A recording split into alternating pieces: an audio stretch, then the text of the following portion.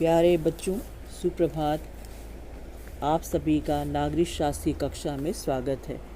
बच्चों, पिछले लेक्चर में मैंने आपको द्वितीय अध्याय के कम्युनिस्ट पार्टी ऑफ इंडिया और भारतीय जनसंघ के विषय में बताया था। आज मैं आपको विपक्षी पार्टी के उद्भव के विषय में पढ़ाऊंगी। बहुदलीय लोकतंत्र वाले अनेक देशों की तुलना में भारत में बहुविध और जीवंत विपक्षी पार्टियां भी थीं। इनमें से अनेक पार्टियां सन 1952 के आम चुनाव से कहीं पहले की थीं। इनमें से कुछ पार्टियों में 60 और 70 के दशक में देश की राजनीतिक प्रणाली में महत्वपूर्ण भूमिका का निर्वहन किया। लोकतंत्र में विपक्ष एक महत्वपूर्ण भूमिका का निर्वाह करता है। एक दलीय शासन के युग में सरकार की त्रुटियों और भूलों को उजागर कर जनता के सामने लाने की भूमिका का निर्वाह विपक्षी दलों ने किया। ऐसे 3 तर्क निम्नलिखित हैं। पहला तर्क है विपक्षी दलों के उदय का प्रारंभिक काल। 1950 के दशक में विभिन्न विपक्षी दलों को लोकसभा या विधानसभा में कहने भर को प्रतिनिधित्व मिल पाया था, परंतु फिर भी इन दलों की मौजूदगी ने हमारी शासन व्यवस्था के लोकतांत्रिक चरित्र को बनाए रखने में महत्वपूर्ण भूमिका निभाई थी। Congress socialist party, communist party, भारतीय जनसंघ, स्वतंत्र लेबर पार्टी, द्रविड़ मुनेत्र कड़ंगम जैसी पार्टियां भारत की स्वतंत्रता से पहले ही बन चुकी थीं तथा इन दलों ने कांग्रेस पार्टी की नीतियों व व्यवहारों की सकारात्मक आलोचना की। दूसरा तर्क था सत्ता आरूढ़ दल की कमियों को उजागर करना। सभी विपक्षी दलों की धारणाओं, मान्यताओं व कार्य करने के तौर तरीके में बहुत अंतर था, अतः वे अपनी मान्यताओं व नीतियों के आधार पर एक दलीय सरकार के विरुद्ध आलोचना के सशक्त स्वर को उठाने लगे थे। विपक्षी दलों ने शासक दल पर अंकुश रखा और अधिकांशतः इन दलों के कारण कांग्रेस पार्टी के भीतर शक्ति संतुलन बदला। इन दलों ने लोकतांत्रिक राजनीतिक विकल्प की संभावना को जीवित रखा। तीसरा तर्क था शासक दल की तानाशाही प्रवृत्ति पर अंकुश लगाना। विपक्षी पार्टियां सत्ताधारी दल की गलतियों व भूलों को जनता के समक्ष उजागर करने में अपनी महत्वपूर्ण भूमिका निभा रही थीं। वे शासक दल की तानाशाही प्रवृत्ति पर अंकुश लगाने हेतु सतत रूप से आलोचनात्मक रुख अपनाती रहीं। कांग्रेस की अधिकतर प्रांतीय इकाइयाँ विभिन्न गुटों को मिलाकर बनी थी। ये गुट अलग अलग विचारधारात्मक रुख अपनाते थे। शासक दल का कोई विकल्प नहीं था। इसके बावजूद विपक्षी पार्टियां लगातार कांग्रेस की आलोचना करती थीं। प्रारंभिक वर्षों में कांग्रेस और विपक्षी दलों के बीच पारस्परिक सम्मान का भाव था। स्वतंत्रता की उद्घोषणा के बाद अंतरिम सरकार ने देश का शासन संभाला। इसके मंत्रिमंडल में डॉक्टर भीमराव अंबेडकर और श्यामा प्रसाद मुखर्जी जैसे विपक्षी नेता शामिल थे। बच्चों, अब मैं आपको स्वतंत्र पार्टी के विषय में जानकारी दूंगी। अगस्त 1959 में स्वतंत्र पार्टी अस्तित्व में आई। पार्टी का नेतृत्व पुराने कांग्रेसी नेता सी राजगोपालाचारी, के.एम. मुंशी, एन.जी. रंगा और मीनू मसानी कर रहे थे।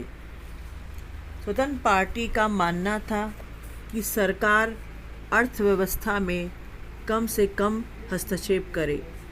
स्वतंत्र पार्टी अर्थव्यवस्था के विकास की दृष्टि से किए जा रहे सरकारी हस्तक्षेप, केंद्रीयकृत नियोजन, राष्ट्रीयकरण और अर्थव्यवस्था के भीतर सार्वजनिक क्षेत्र की मौजूदगी की आलोचना करती थी।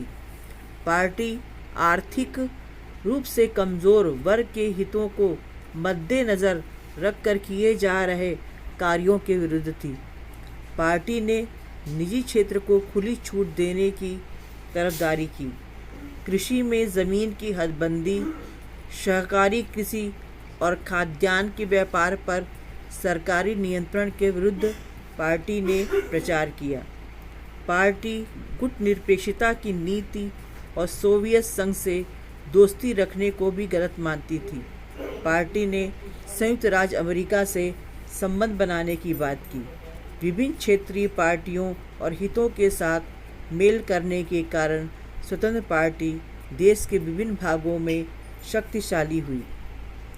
जमींदार और राजे महाराजे पार्टी की तरफ आकर्षित हुए। भूमि सुधार के कानूनों से इनकी हैसियत खतरे में पड़ गई थी और इससे बचाव के लिए इन लोगों ने स्वतंत्र पार्टी का हाथ पकड़ा। उद्योगपति और व्यवसायी वर्ग के लोग राष्ट्रीयकरण और लाइसेंस नीति के विरुद्ध थे। इन्होंने स्वतंत्र पार्टी का इसलिए समर्थन किया। पार्टी का सामाजिक आधार बहुत छोटा था। इसके पास सदस्य के रूप में समर्पित काडर का अभाव था, अतः पार्टी मजबूत नेटवर्क नहीं बना पाई। बच्चों, अब हम भारतीय कांग्रेस पार्टी की नीतियाँ एवं कार्यक्रम के विषय में चर्चा करेंगे। तो सबसे पहले मैं आपको भारतीय कांग्रेस पार्टी की राजनीतिक कार्यक्रम क्या थे इसके विषय में जानकारी दूंगी। पहला राजनीतिक कार्यक्रम था भारतीय कांग्रेस पार्टी लोकतंत्र तथा राष्ट्र की एकता व अखंडता में विश्वास करती है। दूसरा था पार्टी राजनीतिक भ्रष्टाचार व राजनीतिक अपराधीकरण का विरोध करती है। तीसरा कार्यक्रम था पार्टी लोकपाल की नियुक्ति व समर्थन करती है। चौथा कार्यक्रम था पार्टी आतंकवादियों तथा अन्य राष्ट्र विरोधी गतिविधियों के विरुद्ध निरंतर संघर्ष करने के संकल्प पर बल देती है। पांचवा राजनीतिक कार्यक्रम था पार्टी विदेश नीति के संदर्भ में गुटनिरपेक्षता तथा पंचशील अंतर्राष्ट्रीय शांति के सिद्धांतों का समर्थन करती है। इसके पश्चात मैं आपको कांग्रेस पार्टी के आर्थिक तथा सामाजिक कार्यक्रम के विषय में चर्चा करूंगी। सबसे पहला जो कार्यक्रम था यह लोगों को आत्मनिर्भर बनाने तथा भारत जैसे गरीब देश की संपन्नता की ओर ले जाने, गरीबी को दूर करने, बेरोजगारी को मिटाने के प्रति वचनबद्ध है। दूसरा आर्थिक तथा सामाजिक कार्यक्रम था ये आर्थिक सुधारों की गति को तीव्र करने, घरेलू उत्पादों में वृद्धि करने, कृषि की पैदावार में वृद्धि करने तथा कृषि आधारित उद्योगों को प्रोत्साहन देने पर बल देती है। तीसरा कार्यक्रम था यह आवासीय योजनाओं का विस्तार करने तथा गरीब व कमज़ोर वर्गों के लोगों को सस्ती दरों पर आवास उपलब्ध कराने, दलितों, आदिवासियों तथा महिला कल्याण, बाल कल्याण पर विशेष योजनाओं एवं कार्यक्रमों पर बल देती है। चौथा कार्यक्रम था यह संचार के साधनों के तीव्र विकास, शिक्षा व स्वास्थ्य संबंधी योजनाओं के विस्तार पर बल देती है। बच्चों, घर पर सुरक्षित रहें, पढ़ें लिखें और आगे बढ़ें। अदृश्य कोरोना वायरस को परास्त करने के लिए अपने मोबाइल में आरोग्य सेतु व आयुष कवच ऐप डाउनलोड करें। सभी विषयों की पाठ्य पुस्तक की उपलब्धि हेतु दीक्षा ऐप डाउनलोड करें। धन्यवाद।